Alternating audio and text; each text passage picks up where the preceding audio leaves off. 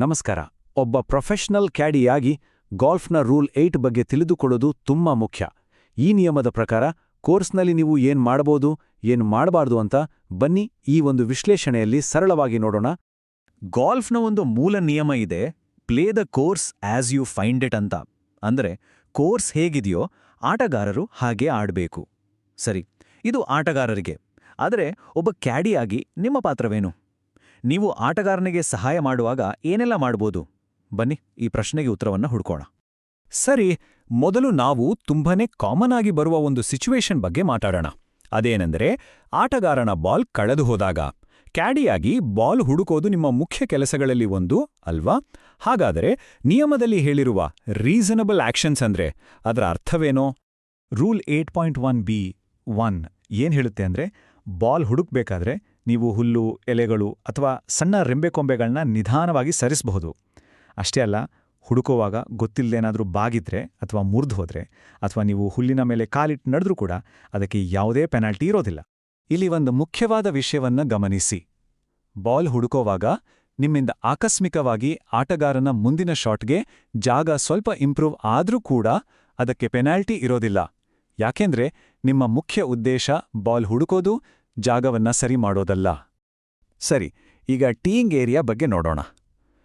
ಒಂದು ಹೋಲ್ ಶುರು ಮಾಡೋ ಈ ಜಾಗ ಇದೆಯಲ್ಲ, ಇಲ್ಲಿ ಕೋರ್ಸ್ನ ಬೇರೆ ಜಾಗಗಳಿಗೆ ಹೋಲಿಸಿದ್ರೆ ಕ್ಯಾಡಿಗಳಿಗೆ ಸ್ವಲ್ಪ ಜಾಸ್ತಿ ಸ್ವಾತಂತ್ರ್ಯ ಇರುತ್ತೆ. ರೂಲ್ 8.1b ಪ್ರಕಾರ ಟೀಯಿಂಗ್ ಏರಿಯಾದಲ್ಲಿ ಆಟಗಾರನ ಟೀ ಶಾಟ್ಗೆ ಪ್ರಿಪೇರ್ ಮಾಡೋಕೆ ನೀವು ಹೆಲ್ಪ್ ಮಾಡ್ಬೋದು. ಅಂದ್ರೆ ಹುಲ್ಲನ್ನ ಸರಿಸೋದು, ನೆಲವನ್ನ ಸ್ವಲ್ಪ ಸಮ ಮಾಡೋದು ಅಥವಾ ಮಂಜು ನೀರನ್ನ ತೆಗೆಯೋದು, ಇದೆಲ್ಲವನ್ನೂ ಮಾಡ್ಬೋದು. ನೆನ್ಪಿಡಿ, ಈ ಸ್ವಾತಂತ್ರ್ಯ ಟೀಯಿಂಗ್ ಏರಿಯಾದಲ್ಲಿ ಮಾತ್ರ. ಈಗ ಬರೋಣ ಬಂಕರ್ಸ್ಗೆ. ನೋಡಿ, ಬಂಕರ್ಗಳ ವಿಷಯದಲ್ಲಿ ರೂಲ್ಸ್ ತುಂಬಾನೇ ಸ್ಟ್ರಿಕ್ಟ್ ಆಗಿರುತ್ತೆ. ಇಲ್ಲಿ ನೀವು ಏನ್ ಮಾಡ್ತೀರಿ ಅನ್ನೋದಕ್ಕಿಂತ ಅದನ್ನ ಯಾವಾಗ ಮಾಡ್ತೀರಿ ಅಂದ್ರೆ ಟೈಮಿಂಗ್, ಅದು ತುಂಬಾನೇ ಮುಖ್ಯ. ಇದನ್ನ ಗಮನವಿಟ್ಟು ಕೇಳಿ. ಆಟಗಾರನ ಬಾಲ್ ಇನ್ನೂ ಬಂಕರ್ನಲ್ಲೇ ಇದ್ದಾಗ ನೀವು ಮರಳನ್ನ ರೇಕ್ ಮಾಡ್ಲೇಬಾರ್ದು.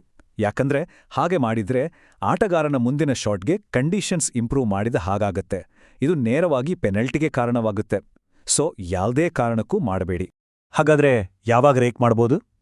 ನೋಡಿ, ಆಟಗಾರ ಬಂಕರ್ನಿಂದ ಬಾಲ್ ಹೊಡೆದು ಅದು ಬಂಕರ್ನಿಂದ ಹೊರಗೆ ಬಂದ್ಮೇಲೆ ಆಗ ನೀವು ಮರಳನ್ನ ರೇಕ್ ಮಾಡ್ಬೋದು. ರೂಲ್ 8.1b9 ಪ್ರಕಾರ ಇದು ಕೋರ್ಸ್ನ ಕೇರ್ ಮಾಡೋದು ಅಂತ ಪರಿಗಣಿಸಲಾಗುತ್ತೆ. ಇನ್ನೊಂದು ವಿಷಯ ನೆನಪಿರ್ಲಿ, ಲೂಸ್ ಇಂಪೆಡಿಮೆಂಟ್ಸ್ ಅಂತ ಹೇಳ್ತೀವಲ್ಲ, ಅಂದ್ರೆ ನೆಲಕ್ಕೆ ಅಂಟಿಕೊಂಡಿರದ ಎಲೆಗಳು, ಕಲ್ಲುಗಳು, ಸಣ್ಣ ಕಡ್ಡಿಗಳು, ಇವುಗಳನ್ನ ತೆಗೆಯೋಕೆ ಯಾವಾಗ್ಲೂ ಅವಕಾಶ ಇರುತ್ತೆ. ರೂಲ್ 8.1b2 ಪ್ರಕಾರ ಕ್ಯಾಡಿಯಾಗಿ ನೀವು ಈ ಸಹಾಯವನ್ನ ಮಾಡಬಹುದು. ಸರಿ, ಈಗ ಕ್ಯಾಡಿಗಳು ಸಾಮಾನ್ಯವಾಗಿ ಮಾಡುವ ಒಂದು ದೊಡ್ಡ ತಪ್ಪಿನ ಬಗ್ಗೆ ಮಾತಾಡೋಣ. ಈ ತಪ್ಪಿನಿಂದ ಸುಲಭವಾಗಿ ಪೆನಾಲ್ಟಿ ಆಡಬಹುದು. ಸೊ ಹುಷಾರಾಗಿರಿ. ಅದೇನು ಅಂದ್ರೆ, ಆಟಗಾರ ಬಂಕರ್ನಿಂದ ಬಾಲ್ ಹೊಡೆಯೋಕ್ಕೆ ಮುಂಚೆನೇ ಮರಳನ್ನ ರೇಕ್ ಮಾಡೋದು. ಇದೊಂದು ದೊಡ್ಡ ತಪ್ಪು.